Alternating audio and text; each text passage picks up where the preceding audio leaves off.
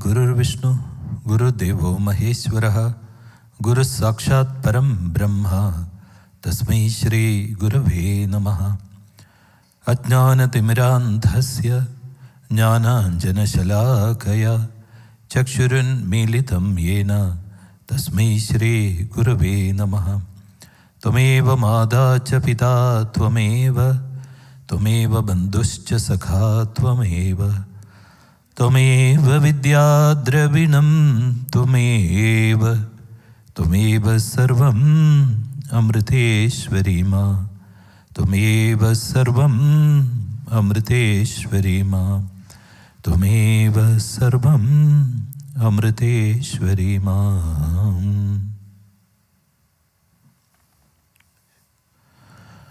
Om Amriteshwari Namah. We'll begin with a short meditation.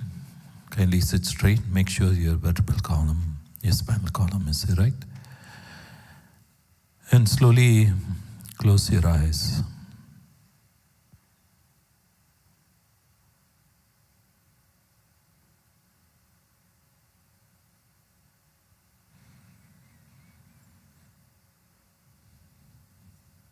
Try to focus your awareness on your breathing.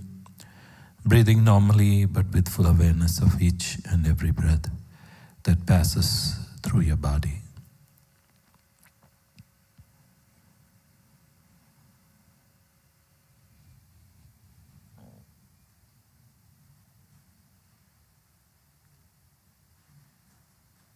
As you become more and more aware,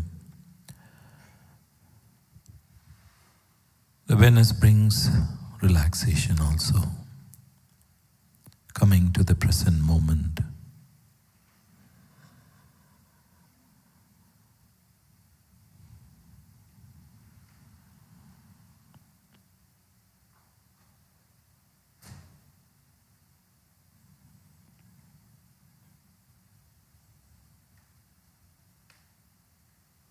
Now we'll chant the Omkara mantra 3 times. And while we chant Om, imagine the sound of Om to arise from your navel area. And visualize the sound to go up along your spine, cleansing your body, your mind, and the atmosphere around you. Now kindly take a deep breath.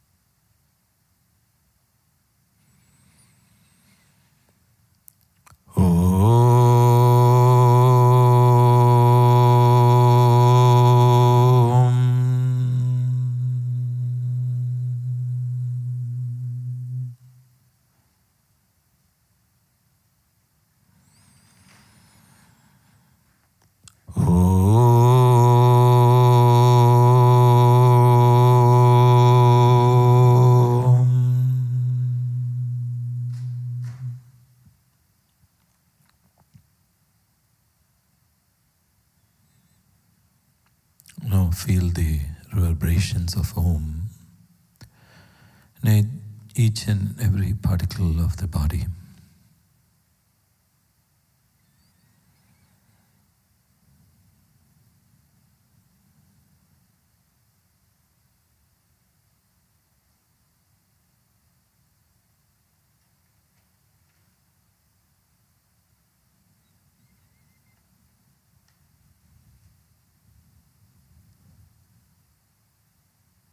Once again, bring your awareness on your breathing.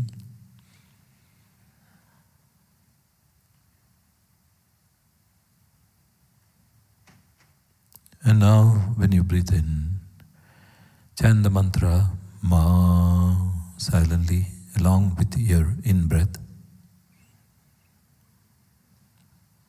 Hold your breath just for a few seconds. This will increase the awareness. And then when you breathe out, Chant Om. So Ma, when you breathe in, and Om when you breathe out.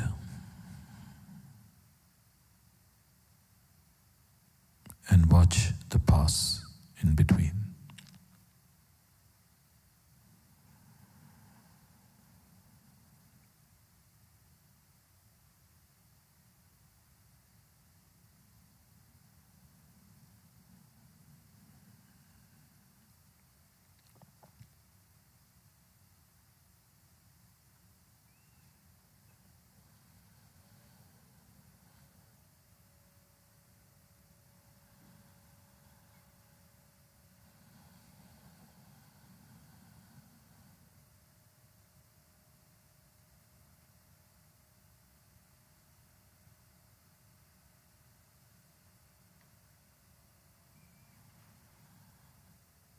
Ma is a representation of divine love, and Om of divine light, though you don't have to visualize love and light. Just feel those qualities when you breathe in and out. Feel you being filled with love when you breathe in, and light when you breathe out.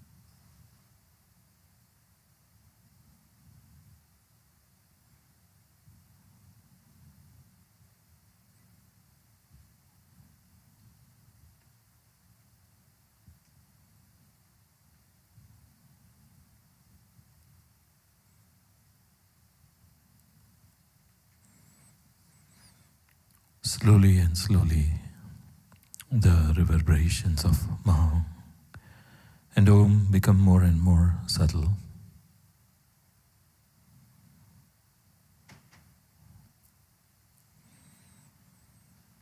And just feel the Ma and Om inside your heart, the reverberations, the vibrations of Ma and Om.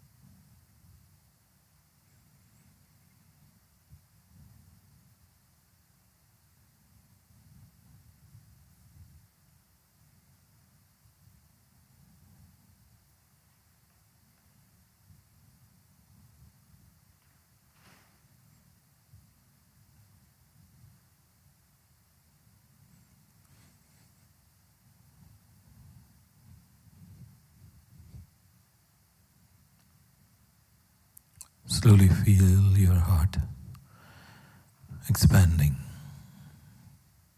opening up like a flower bud, and feel the expansion along with the love and the light in your heart.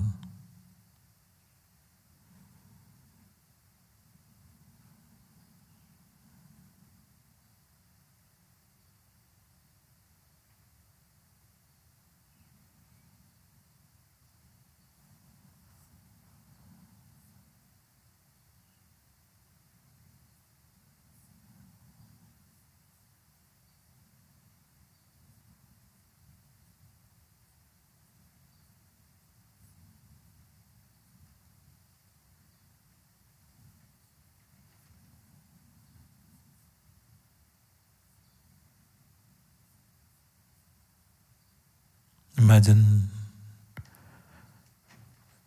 a ray of light going out from your heart, which is filled with love and with light and with peace and with bliss.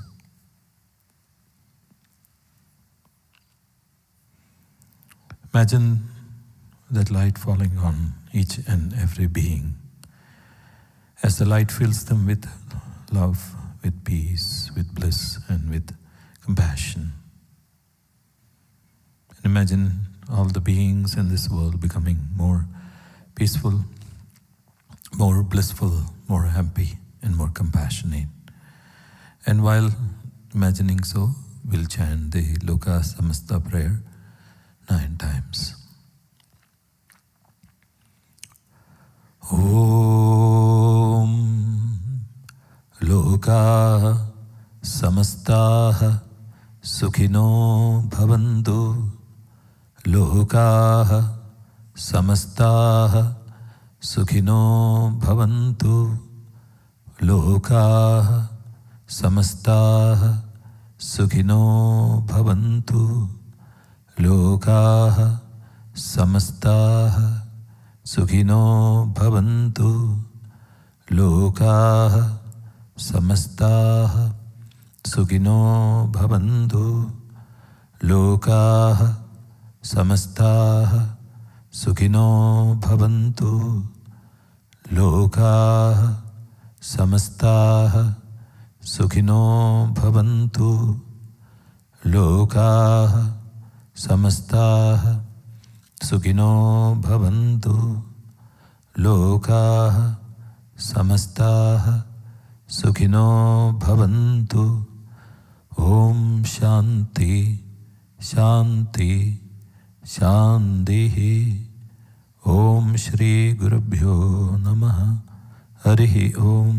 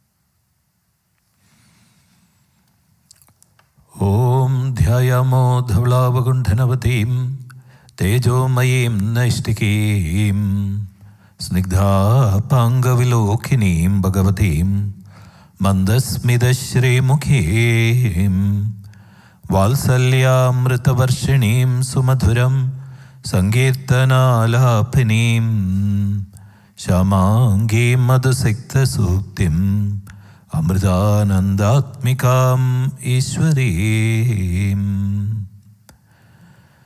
ॐ सदाशिवसमारम्भां शङ्कराचार्यमध्यमाम् अस्मदाचार्यपर्यन्तां वन्दे गुरुपरम्परां श्रुते स्मृति पुराणानाम् आलयं करुणालयं नमामि भगवत्पादं शङ्करं लोकशङ्करं शङ्करं शङ्कराचार्यं केशवं बादरायणं सूत्रभाष्यकृतौ वन्दे भगवन्तौ पुनः पुनः ईश्वरो गुरुरात्मेति मूर्तिभेदविभागिने व्योमवद्व्याप्तदेहाय दक्षिणामूर्तये नमः। ॐ गुरुब्रह्मा गुरुर्विष्णु गुरुदेवो महेश्वरः गुरुसाक्षात् परं ब्रह्म तस्मै श्री गुरवे नमः।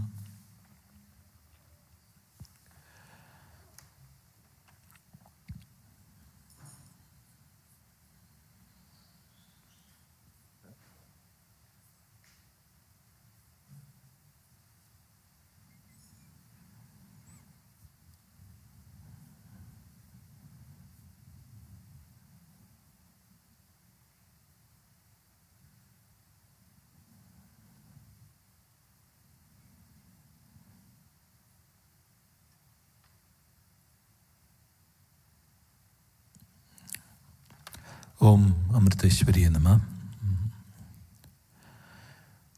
It's been a long interval, which has been my fault, and since we had a class, so let's just do some refreshing of what we have learned so far. We're talking about Hiranyaksha and Hiranyakashipu, who in their previous births were the doorkeepers of Lord Vishnu.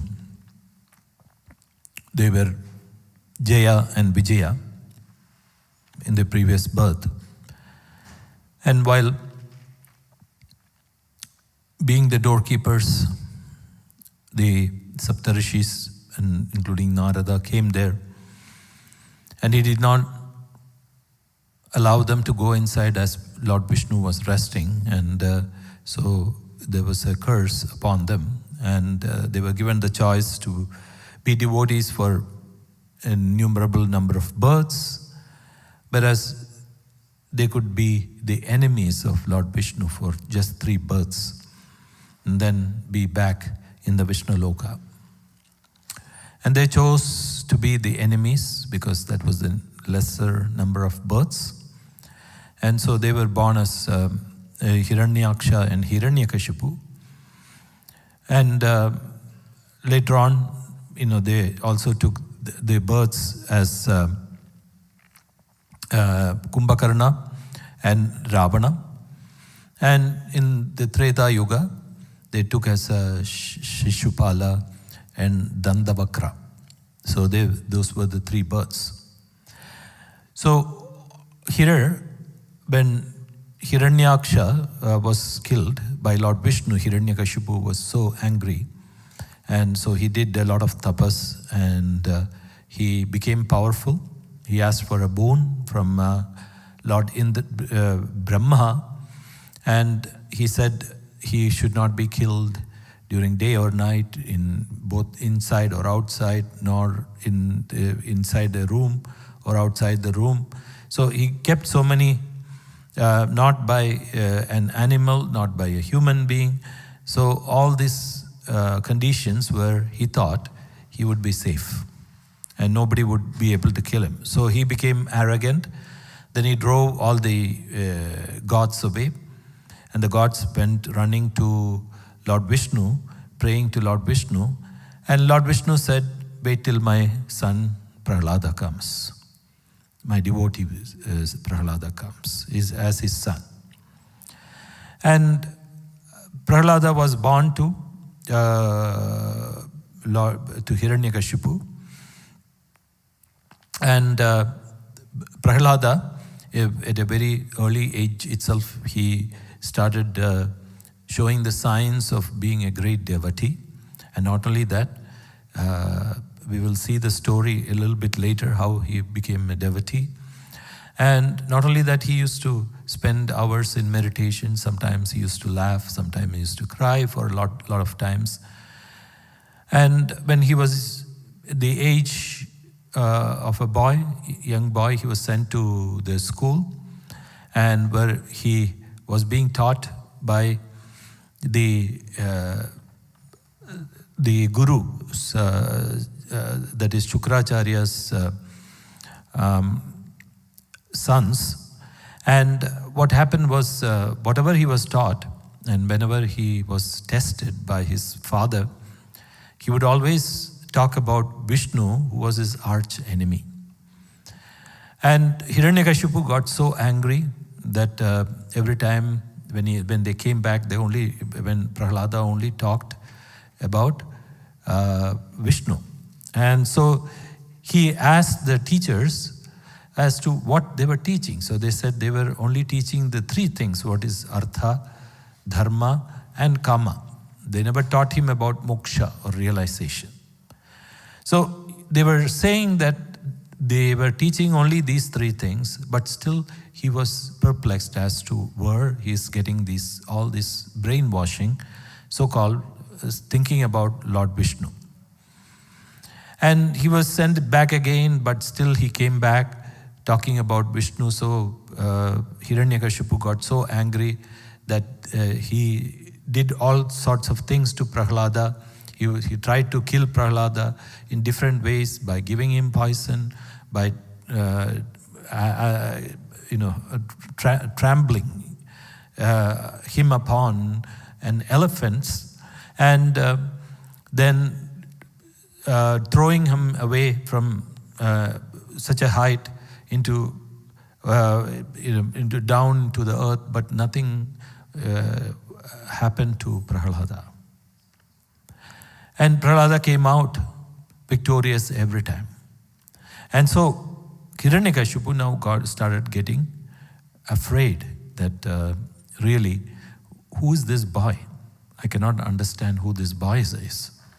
Meanwhile, again he sent them to the school saying that instruct the boy in the dharma of kings and householders, so that he would become a householder. And of course he was the next prince in line, so he would be the king. And so what happened was, so the teachers instructed him on dharma, artha, and kama. And whenever the teachers went out, Prahlada's classmates, asked him to come out to play, but he would not join them. On such occasions, what he would do is he would talk to the boys and give them sermons about the pitiable condition of men steeped in worldly life. And the boys, who even though they belonged to the demon clan or the Rakshasa clan, their minds, being such young boys, were not corrupted by the words and the examples of their parents and their fellow asuras. So they were highly attracted to Prahlada's words. And not only that, Prahlada, being such a divine being, his words were so attractive. Just like when Amma starts talking to us, full attention goes there. Most of the times. There are times when we don't pay attention. And what happens is the children would throw away their playthings and gather around him. And so to them, Prahlada spoke with a mind full of love and pity. Why? Because he was loving to each and every being, whether he didn't care whether they were demons or not. He didn't care whether they were, they had a different attitude or not. All he cared was he knew that he treated them just like all the other beings. And Prahlada, also being in such a great state, he saw only oneness in everything. So Prahlada's sermon started, and he said to the boys, wise men should begin the practice of devotional disciplines, that is Bhagavata Dharma, from their very boyhood. For human birth, in which alone the devotional disciplines can be practiced, is extremely rare, and it is uncertain how long life lasts. The highest and noblest act for a man to do in life is to surrender himself at the feet of the Lord. He is the dear one, the soul, the master, and the friend of all beings. And just as all creatures having body experience naturally a measure of sorrow, happiness also accrues to them naturally without any effort. The prarabdha, or the karma that has brought the body into the being, yields them both these types of experiences, and no special effort is required for them. Beyond exhausting lifespan, nothing is achieved by efforts put forward by the attainment of pleasure and the avoidance of pain. A man full of desires never attains to the state of bliss which one who serves the Lord attains. Therefore, one entanglement in the fearful state of samsara, if he is really intelligent, should in every way strive for the attainment of the divine before the fall of this short-lived human body, even while it is in its full vigor and power. So it's a beautiful teaching for all of us also. So he's saying,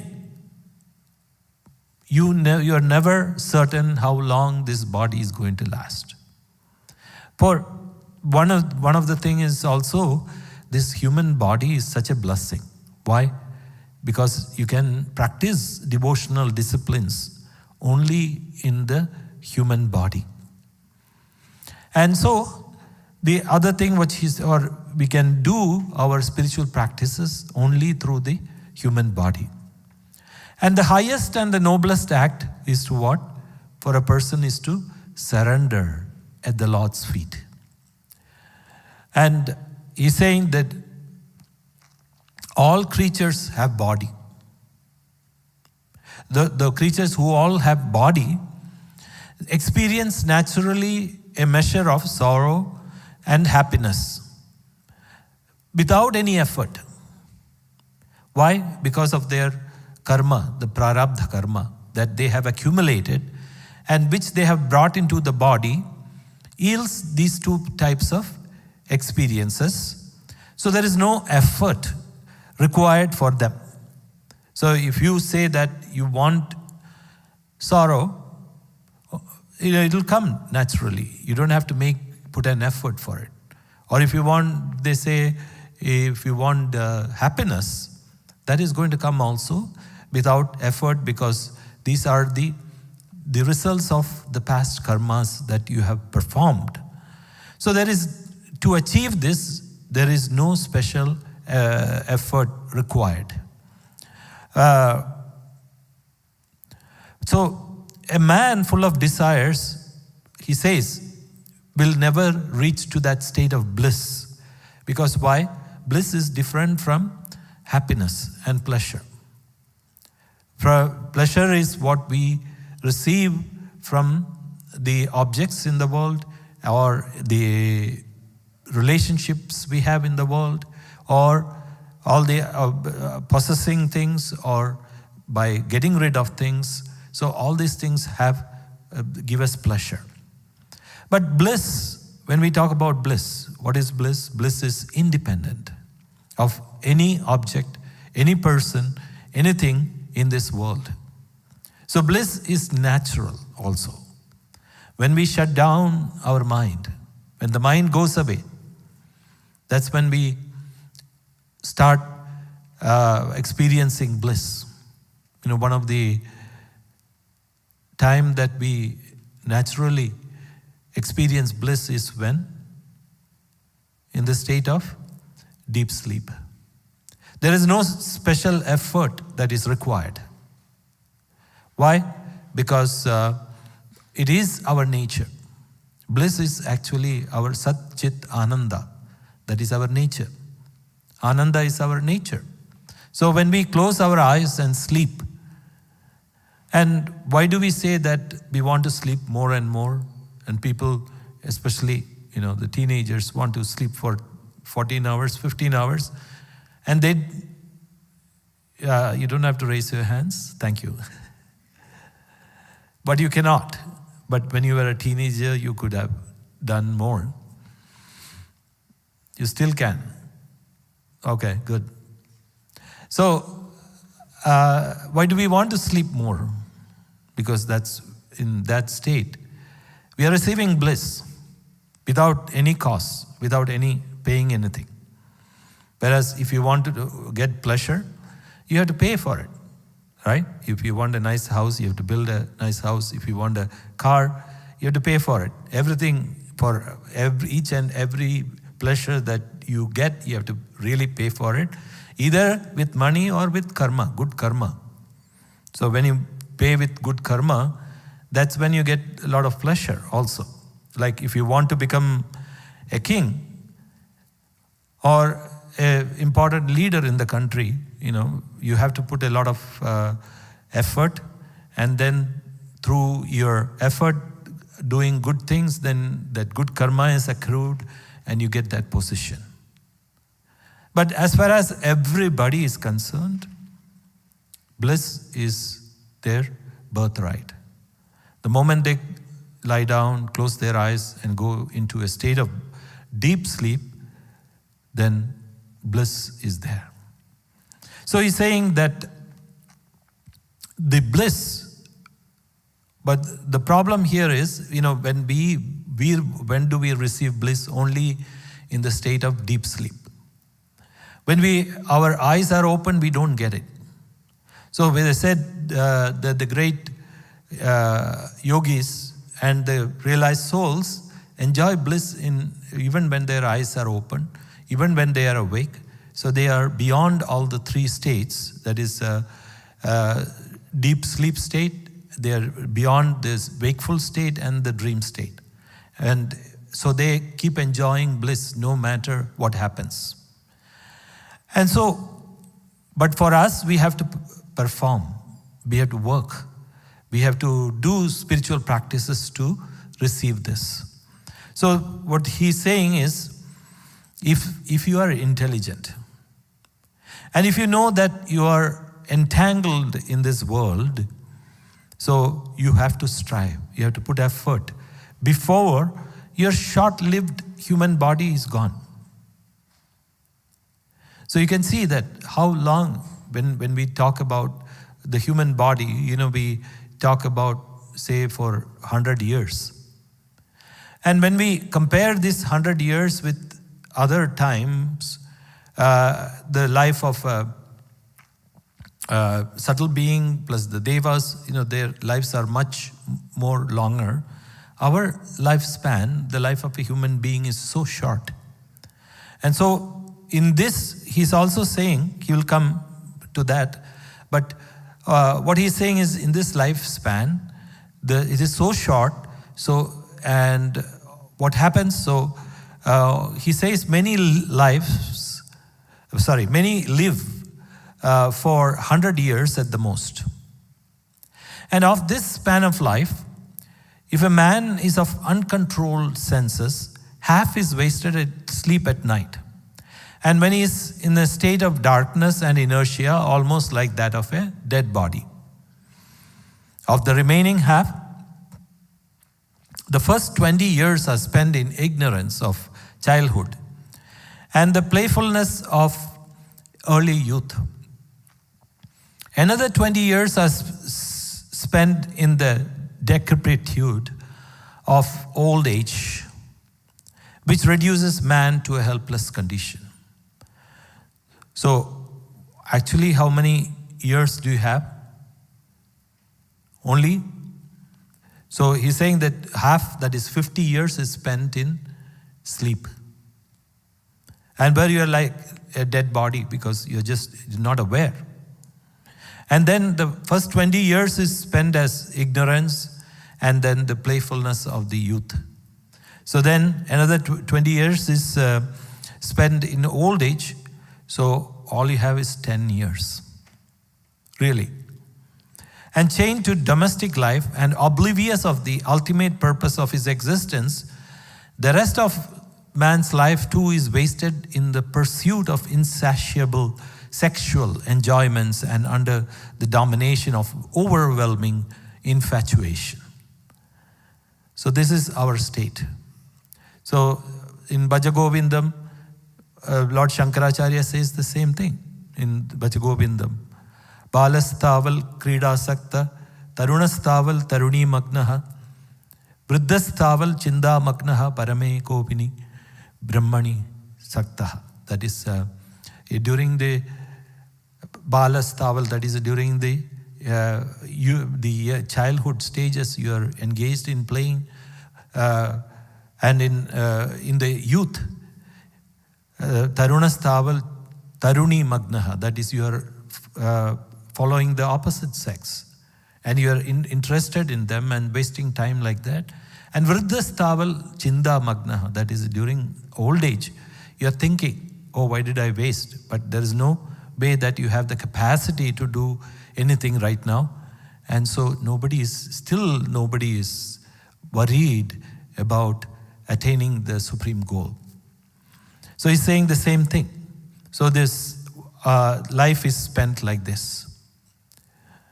So he says, Prahlada says, where is the man among those attached to their homes, enslaved by the senses and bound by the strong cords of affection to their near and dear ones, that can make an effort to liberate himself?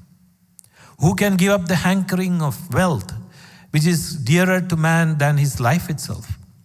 Wealth for earning, which thieves, servants, merchants, and others pawn their very lives. How can a man renounce the intimacies he has been having with his dear wife in privacy, as well as her loving prattle, his close friends, and his lisping infants to whom he is bound by cords of affection? How can he renounce his sons, daughters, brothers, sisters, and sickly and pitiable parents, his attractive furniture, and other household articles, houses, cattle, servants, and hereditary vocations, when powerful memories of them are attracting his mind? So he's saying, when the person is enslaved because of the attachment to their home or to their relatives and near and dear ones, so how can they make an effort to liberate themselves? Why? Because the wealth is so dear to them that first of all, they are working so much to earn wealth. Then after they earn the wealth, they are working so much to protect their wealth, their servants, their things. And not only that, what happens? They are so attached to this. Then not only that, he says they cannot renounce the intimacies they're having with their dear wife or husband, their close friends, their children, and their grandchildren. So he's saying, how can you renounce daughters, brothers, sisters, and sickly and pitiable parents, attractive furniture? So we have to add a lot of BMWs, Mercedes, all these things here, and homes, cattle, servants, and hereditary vocations, when powerful memories are attracting his mind. And unsatisfied with enjoyments and imprisoned by greed in the cocoon of bondage, generating works, a man considers indulgence in sex and gluttony as the main purpose of his life.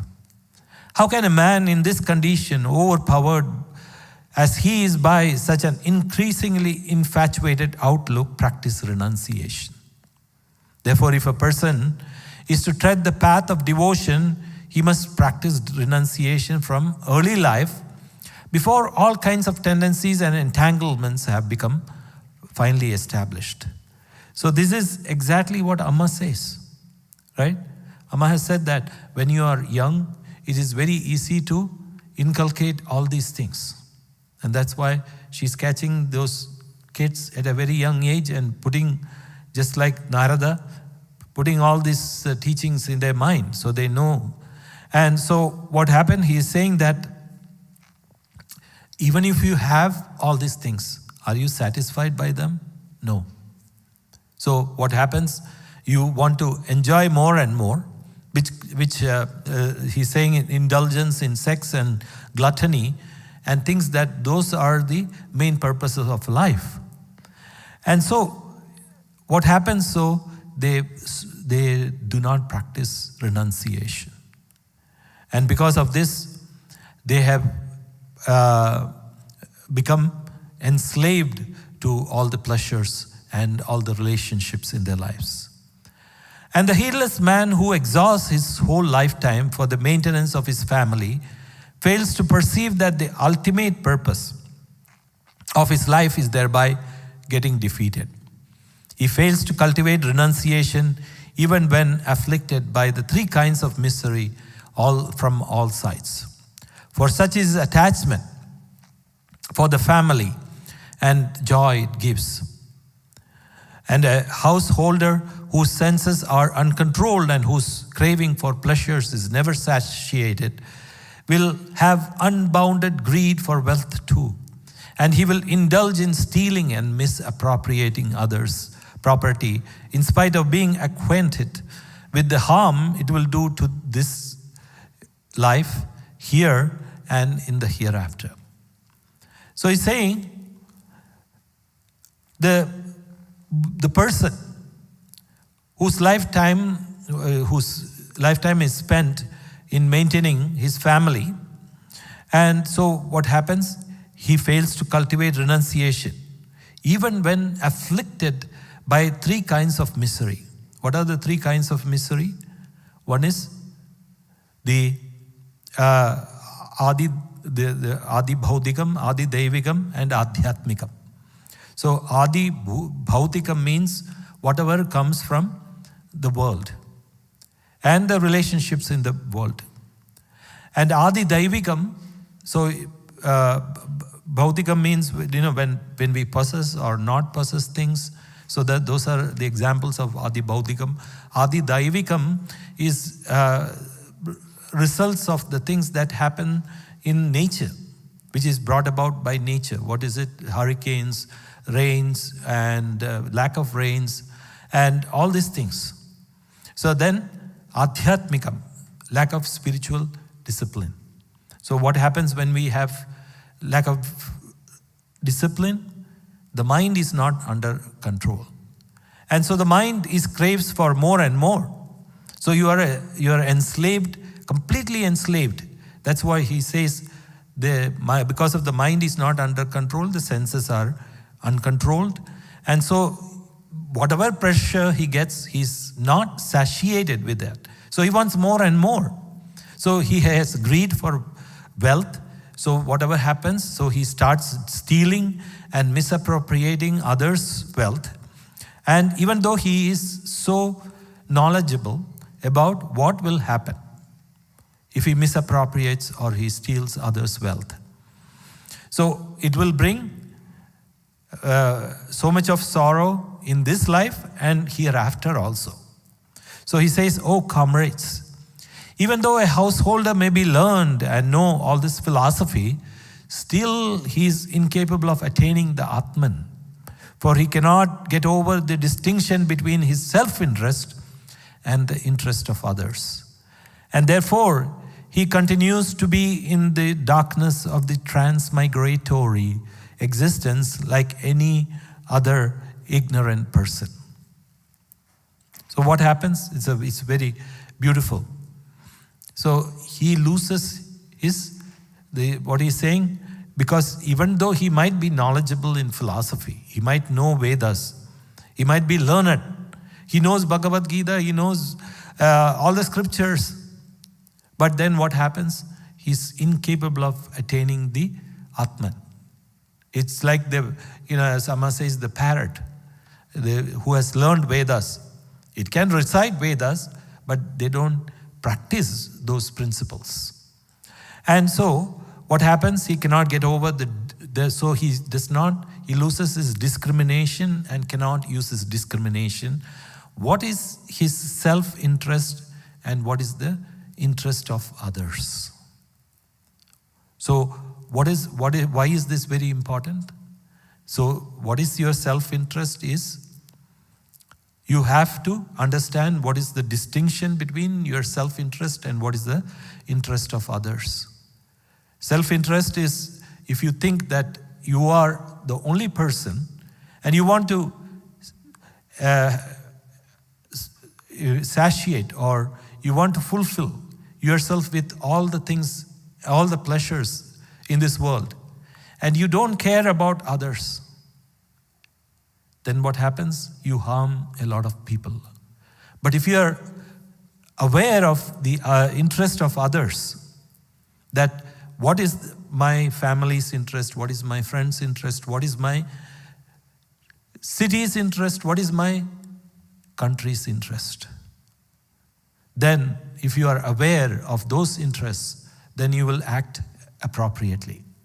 So here he says, because he loses that discrimination, he goes into the darkness of the transmigratory existence and through the wheel of birth and death and again and again.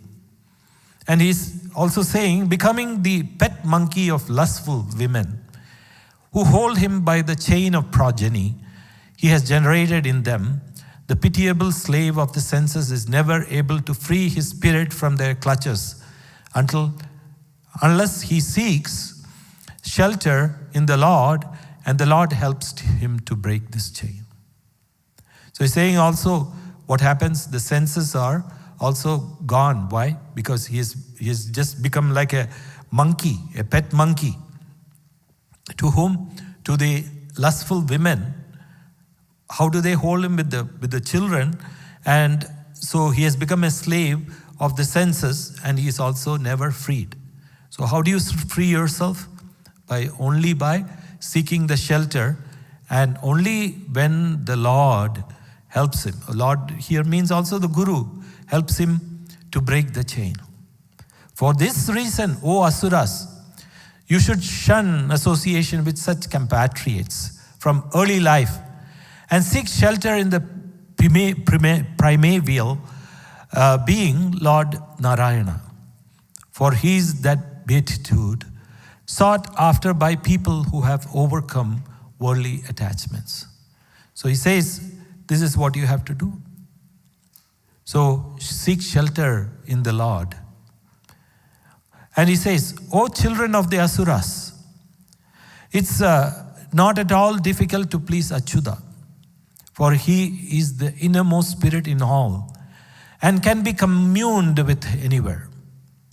In all beings, from immovable objects to Brahma the creator, in high and in low creatures, in the primordial elements, in the Mahatattva, and its evolutes in the gunas, in a state of equilibrium, and in gunas in agitation. In all these entities and conditions is present that one Supreme Spirit, the all-powerful divine person, the Lord of all, the unchangeable substance. While baffling definition and remaining undifferentiated, he manifests as the indwelling spirit and as the objects of perception, as the pervader and as the pervaded.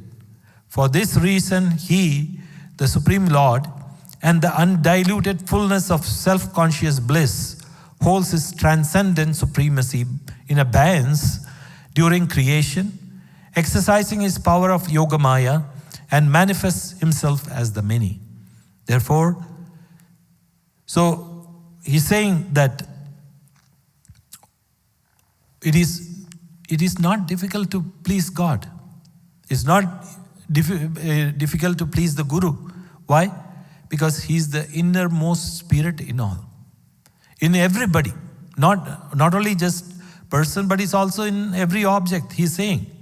He's saying in all beings, from immovable objects to Brahma the creator, and in all high and low creatures, and even in the elements, the basic elements, and its evolutes, and in the gunas, the qualities, and whether they are in equilibrium or out of equilibrium, the Supreme Spirit is in all.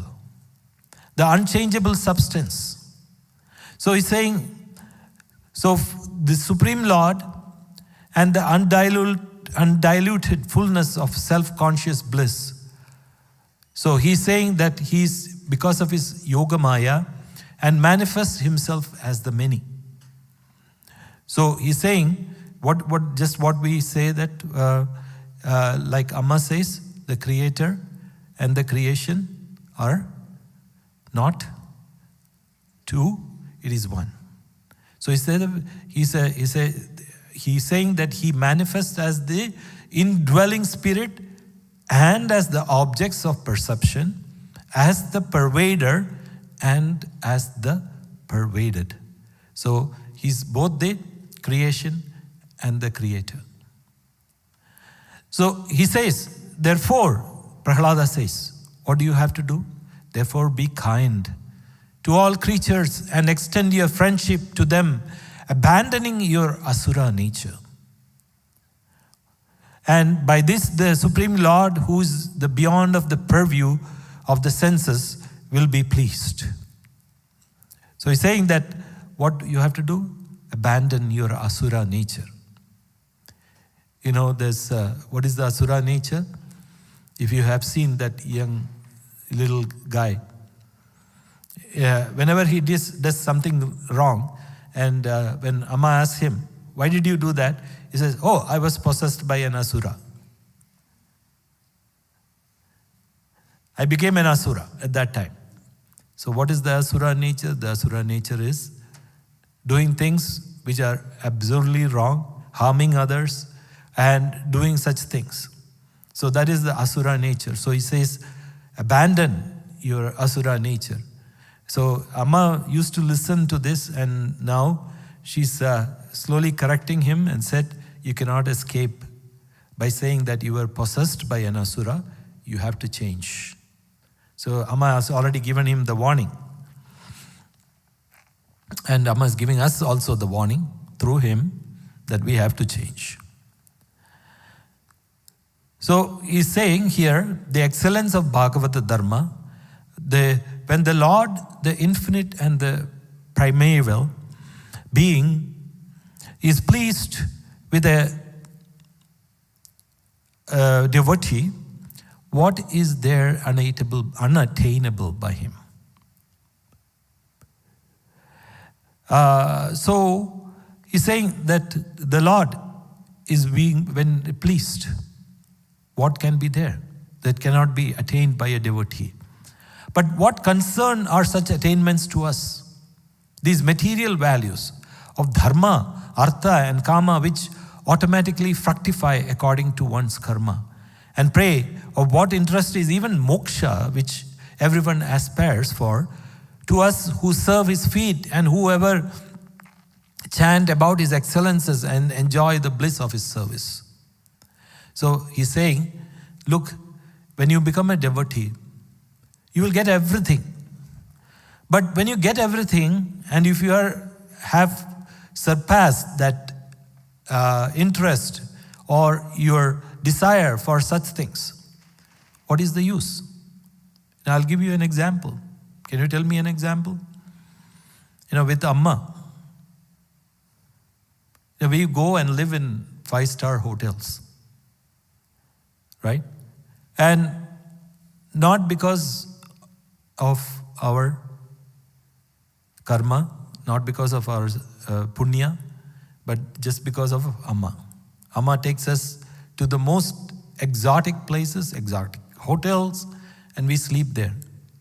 And most of the times, Amma herself sleeps on the floor. She doesn't sleep on the bed or anything like that. And what happens to us? And of course, most of us are just gone in 1 minute. And then when we wake up only, then we realize where we are. And we realized, oh, we were in one of the best hotels in New York or in LA. And so what did it matter to us? And really, we understood the meaninglessness of when people give like $500, $1,500 a night just to come there and sleep in such hotels, right? And so we understand the meaninglessness. But for other people, they are craving to go to such a hotel. And they're working so hard to pay to stay in such a hotel. And so what happens to us who are in the service of Amma, it doesn't matter to us. And when we hear, we start laughing. When people say the other day, they were saying in Maui, the hotel rents used to be about 400, 500. The other day, somebody was telling me, Devidas was telling me that the hotel prices have gone to $2,000 a night. And people are paying that. And what are they getting? You start laughing. And why are they doing? And he's saying, even forget that. Forget all the pleasures, but even moksha, the desire for moksha, is not there. Why? Because you only want to serve the Lord or serve the Guru. So in effect, when you say that the desire for moksha is gone, you should not stop all your spiritual practices. That's not the point. You should continue to do your spiritual practices, but moksha will come no matter what we do or we do not do. But one thing is, moksha is guaranteed when we are with Amma. So we have to understand that. When we do the service of Amma or the Guru or the Lord, moksha is guaranteed. So we don't have to worry about it. All we have to do is just do our part, do service, just do our spiritual practices. And don't worry about when am I going to get moksha, when I'm going to get realized this birth, next birth, or thousands of years from now. The great sages did penance for thousands of years, right? And one of the beautiful stories of this is, we have to understand this because it's very important, that the gopis, we have heard about the gopis, right? And the gopis, actually, they spent only about 4 to 6 years with Lord Krishna. They didn't get too much of time. Because after leaving, Vrindavan, Lord Krishna, at the age of 12 or something, he left to Mathura. So they must have got at least like 6 years with him at the most. Or let's say 8 years. So it is said that, how did they get that? Because they say it is said in the Puranas that in the previous births, the gopis were sages who were sitting and meditating in the forest. And Lord Rama walked by through that area where they were sitting, and he gave them darshan. And at that time, they had the desire to be with the Lord. That desire was actually fulfilled by Lord Rama in his next birth as Lord Krishna, and the sages were born as gopis. So why did the gopis achieve liberation? Because they did so much. So they didn't get it like free. liberation, just being with Lord Krishna. They had done so much of spiritual practices. And not only that, so when they saw Lord Rama, they did not care about moksha. They left moksha and then they wanted to be with Lord Rama, serve him. So that's why they were born as gopis in the next birth. And so we can say that when we leave the desire for moksha, then only we'll get moksha. Otherwise we won't get also, because that desire will always be there.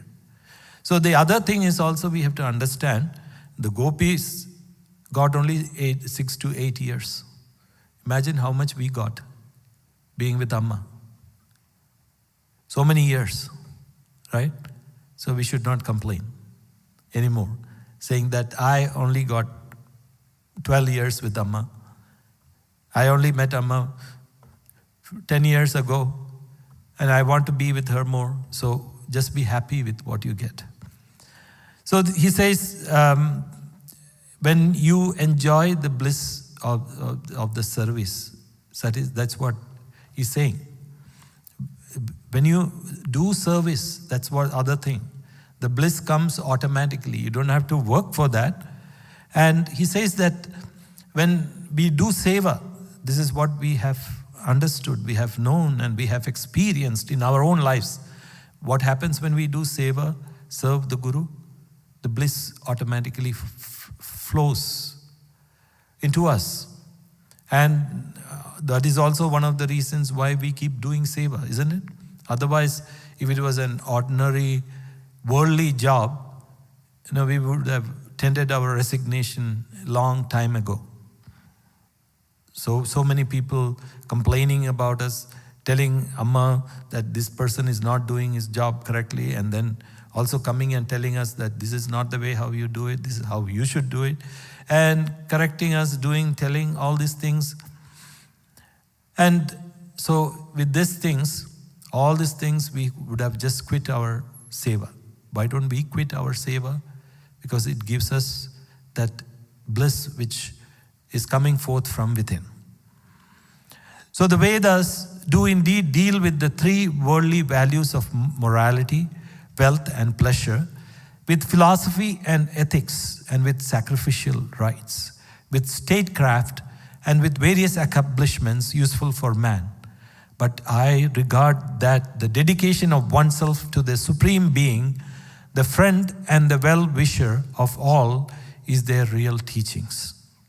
Or alternatively, the Vedas do indeed deal with the 3 worldly values of morality, wealth and pleasure, but they will become true Vedic teaching only to the extent they help man to become an absolute surrender of himself to the Supreme Being, the friend and well-wisher of all. So he says, the Vedas talk about the 3 worldly values. What is that? Morality, that is dharma, wealth, that is artha, and pleasure, kama, with philosophy and ethics. And they also talk about sacrificial rites. For what? For attaining all these things.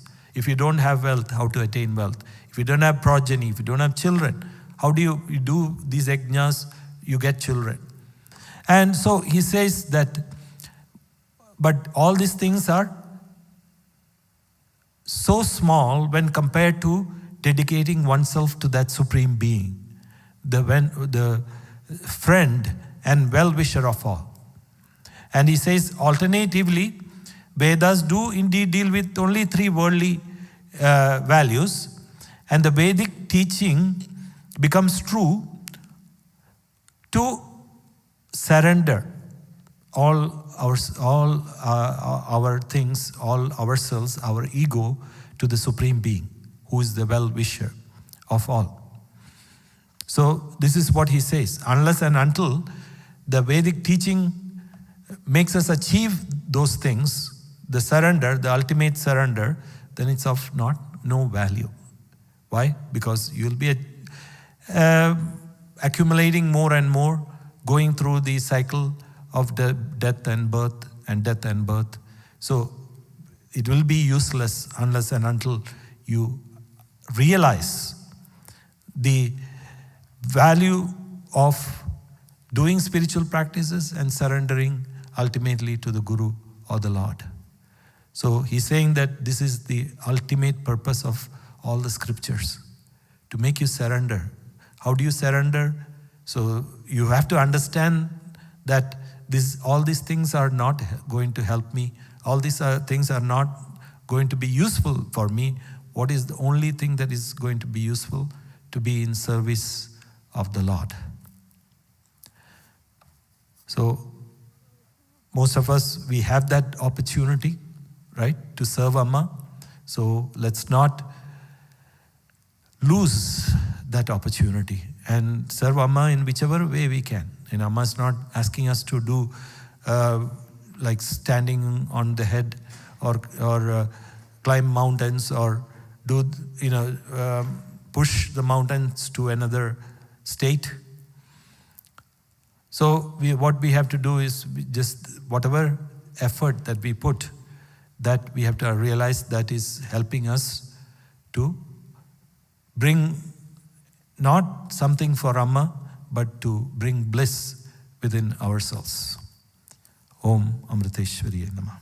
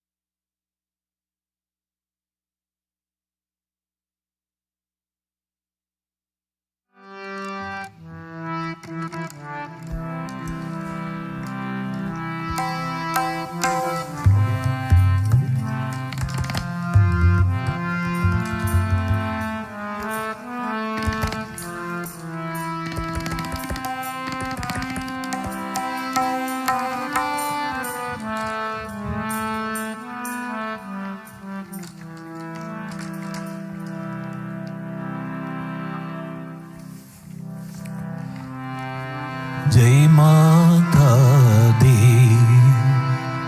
मेरे माँ, मेरा मन तेरी विहार,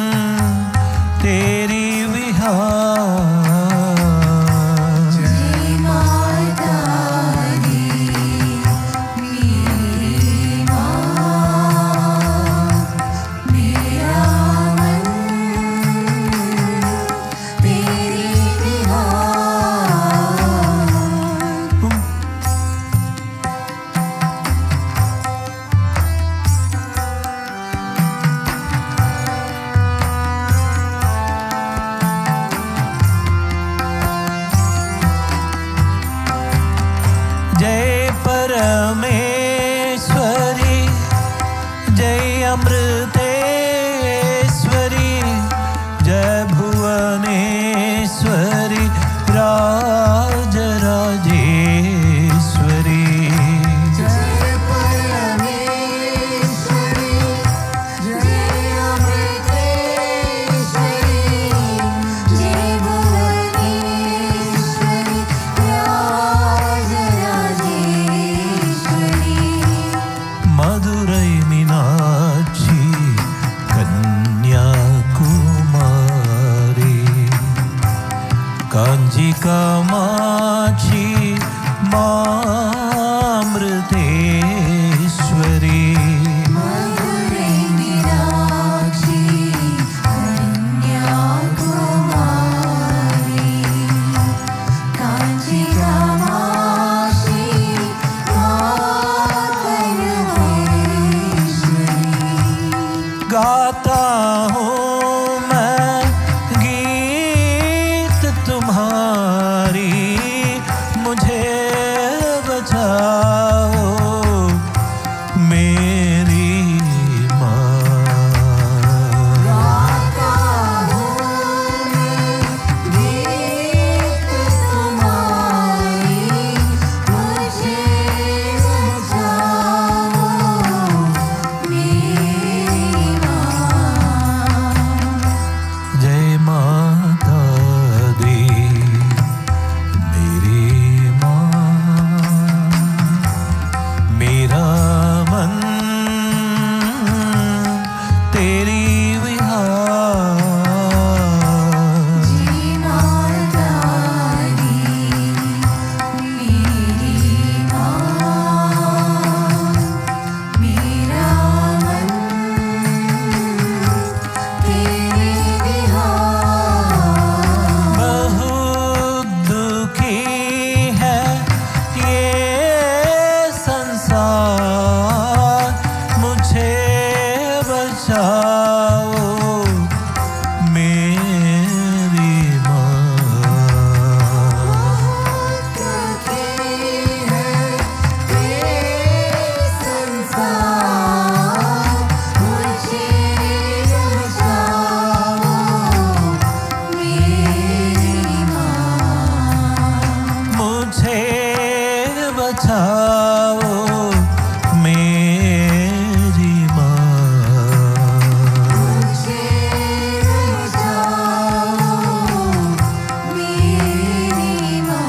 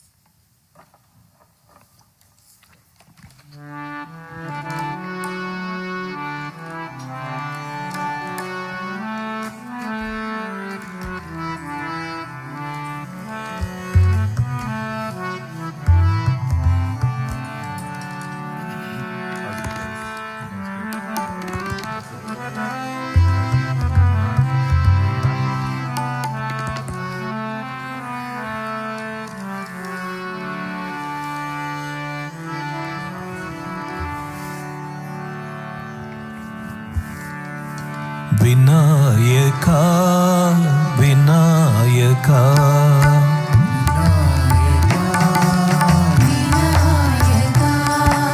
विनायका विनायका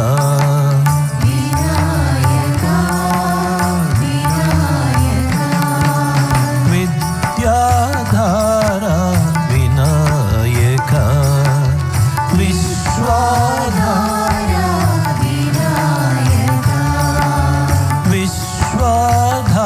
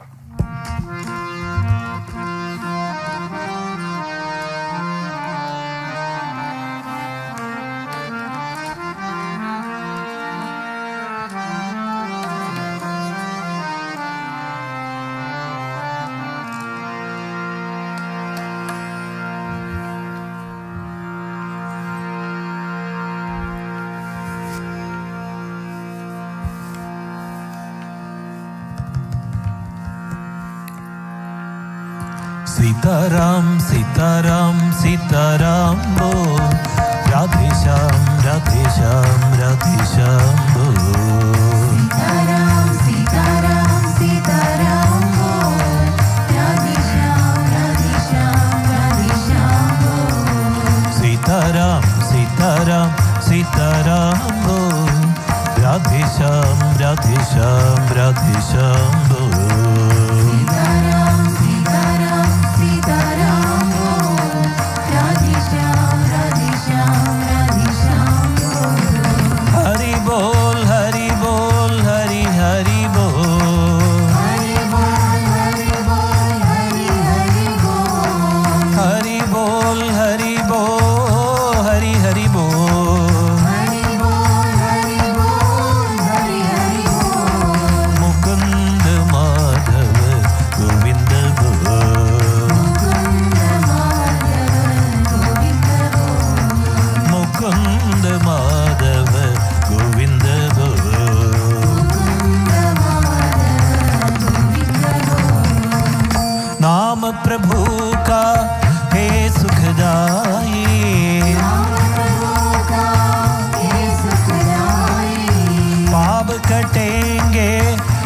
में भारी,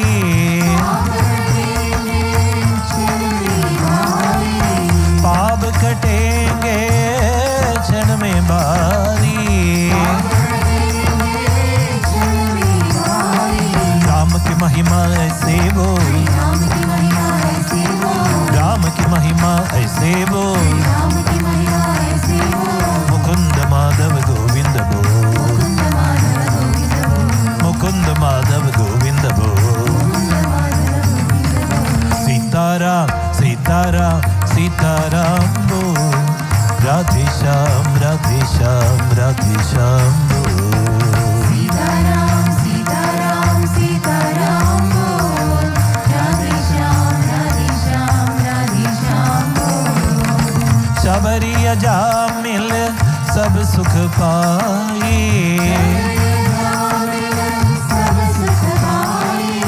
नाम भजन से मुक्ति पाई,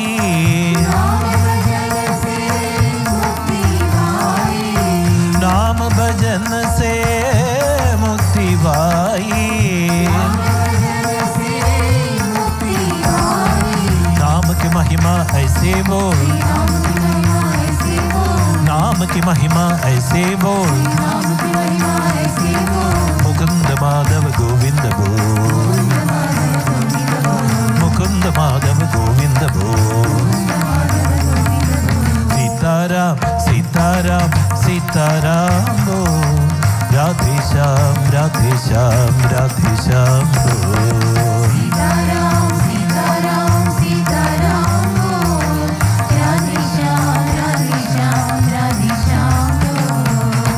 बजरे मन तू कृष्ण मुरारी,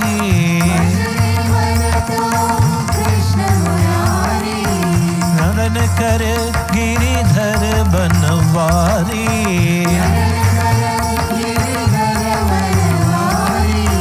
नडन कर गिरिधर बनवारी। कृष्ण रसामृत जीवित बोल, कृष्ण रसामृत जीवित बोल, मुकुंद माधव गोविंद बोल, मुकुंद माधव गोविंद बोल। सीताराम सीताराम सीताराम बोल, राधे श्याम राधे श्याम राधे श्याम बोल। सीताराम सीताराम सीताराम बोल, राधे श्याम राधे श्याम राधे श्याम बोल। सीताराम सीताराम सीताराम बोल, राधे श्याम राधे श्याम राधे श्याम बोल। सीताराम सीताराम सीताराम बोल, राधे श्याम राधे श्याम राधे श्याम बोल। सीताराम सीताराम सीताराम बोल, राधे श्याम राधे श्याम राधे श्याम बोल। सीताराम सीताराम सीताराम बोल, राधे श्याम राधे श्याम राधे श्याम बोल। हरि बोल हरि बोल हरि हरि बोल, हरि बोल हरि बोल हरि हरि बोल, हरि बोल हरि बोल हरि हरि बोल, हरि बोल हरि बोल हरि हरि बोल, हरि बोल हरि बोल,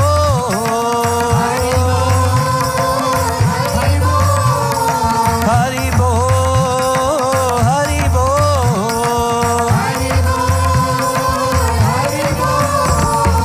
हरि बोल हरि बोल,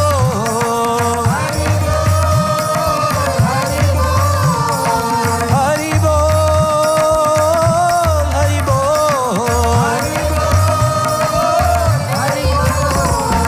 बोल हरि बोल, हरि बोल हरि हरि बोल, हरि बोल हरि बोल हरि हरि बोल,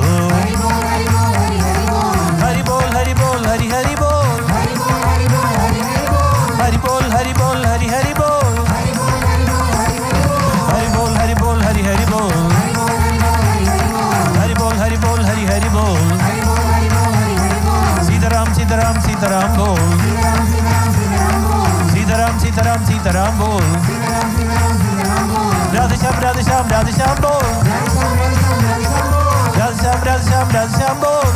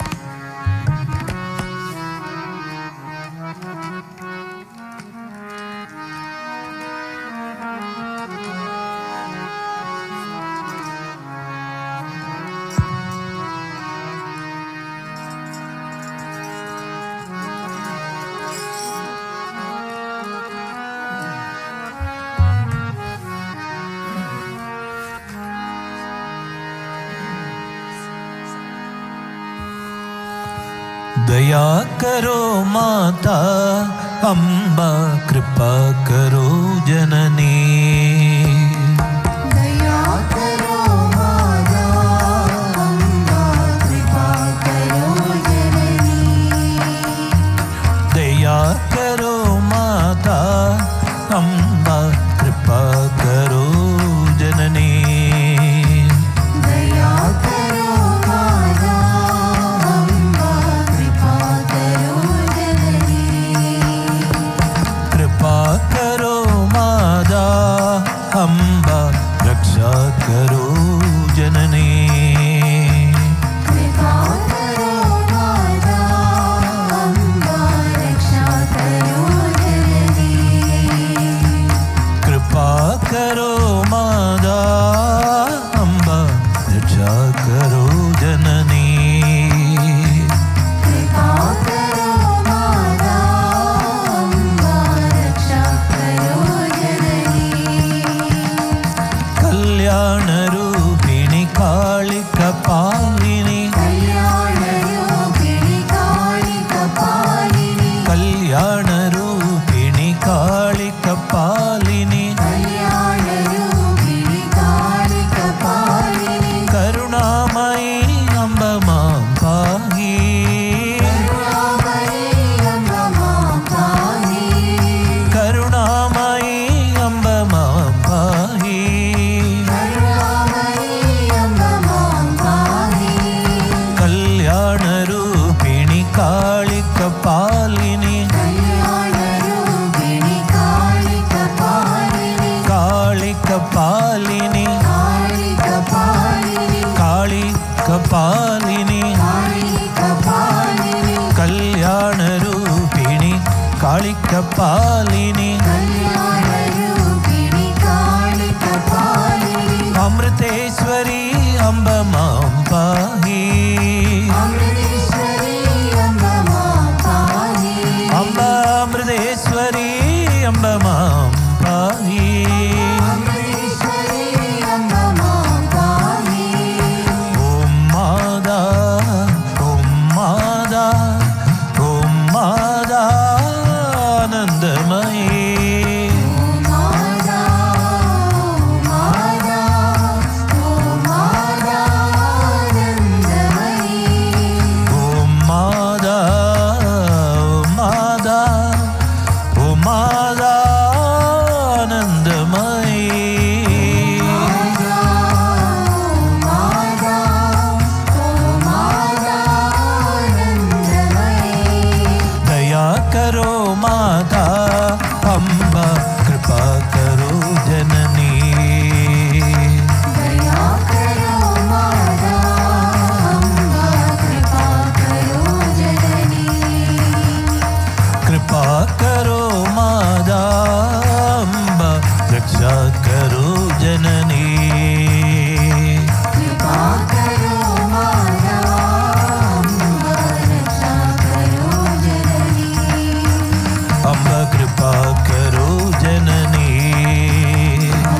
कृपा करो जननी अम्बा रक्षा करो जननी रक्षा करो जननी कल्याण रूपिणी काली कपालिनी कल्याण रूपिणी काली कपालिनी कल्याण रूपिणी काली कपालिनी कल्याण रूपिणी काली कपालिनी काली कपालिनी काली कपालिनी काली कपालिनी काली कपालिनी प्रेम स्वरूपिणी प्रेम स्वरूपिणी सद्गुरु रूपिणी सद्गुरु रूपिणी अमृतानन्दमयी अमृतानन्दमयी अमृतानन्दमयी अमृतानन्दमयी अमृतानन्दमयी अमृतानन्दमयी कल्याण रूपिणी काली कपालिनी अमृतेश्वरी अम्ब मां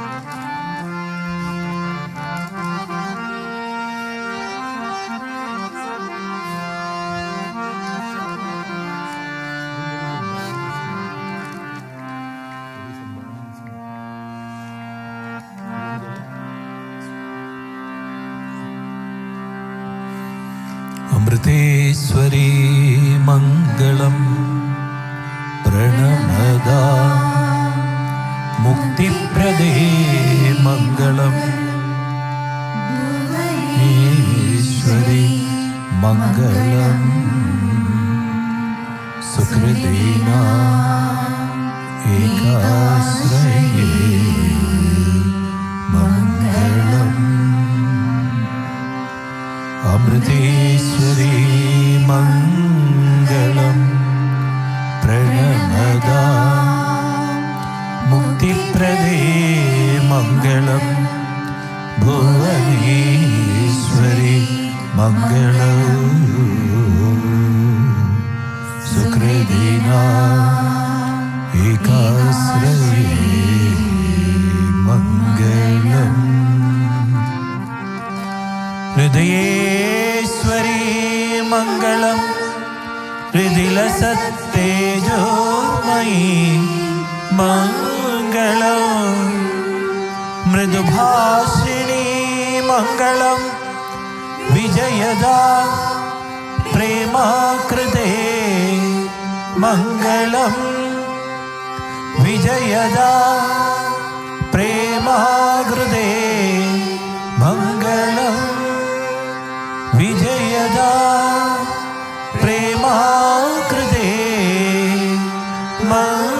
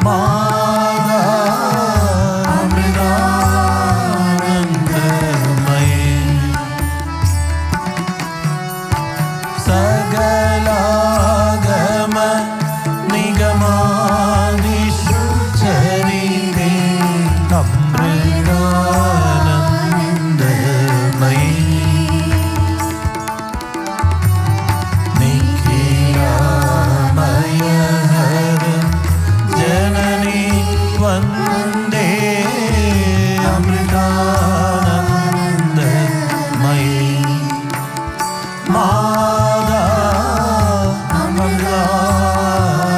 അമൃതാനന്ദമയേ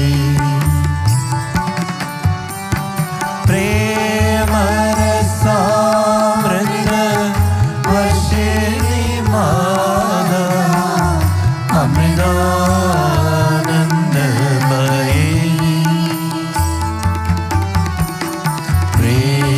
പ്രേമഭക്തി സന്ദായിനി മാതാ അമൃതാനന്ദമയേ മാതാ അമൃതാനന്ദമയേ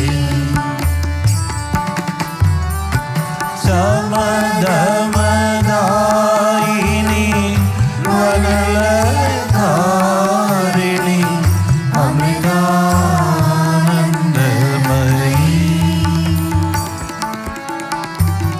സദദം മമ ഹൃദി വസദാ ദേവി അമൃതാനന്ദമയീ മാതാ അമൃതാനന്ദമയീ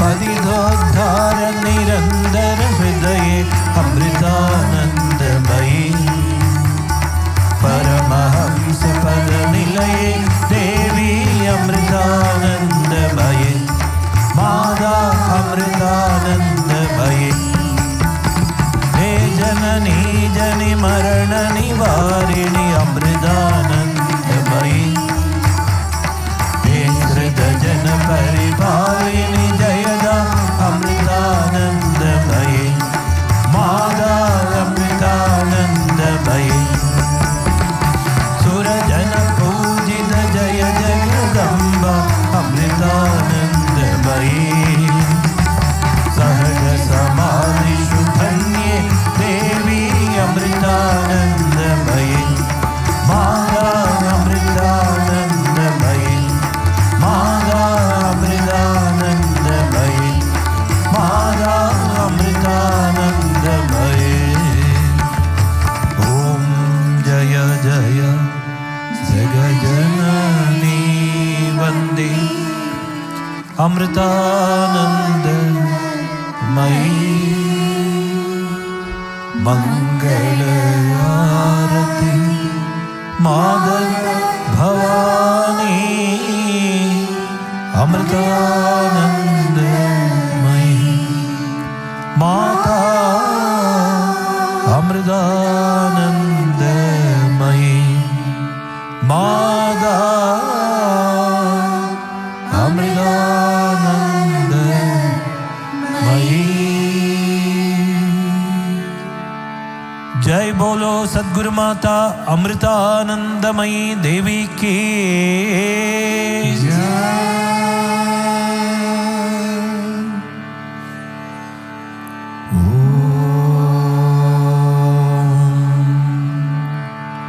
असतो मा सद्गमय तमसो मा ज्योतिर्गमय मृत्योर्मा अमृतं गमय ओम शांति शांति शांति ओम लोकाः समस्ताः सुखिनो भवन्तु लोकाः समस्ताः सुखिनो भवन्तु लोकाः समस्ताः सुखिनो भवन्तु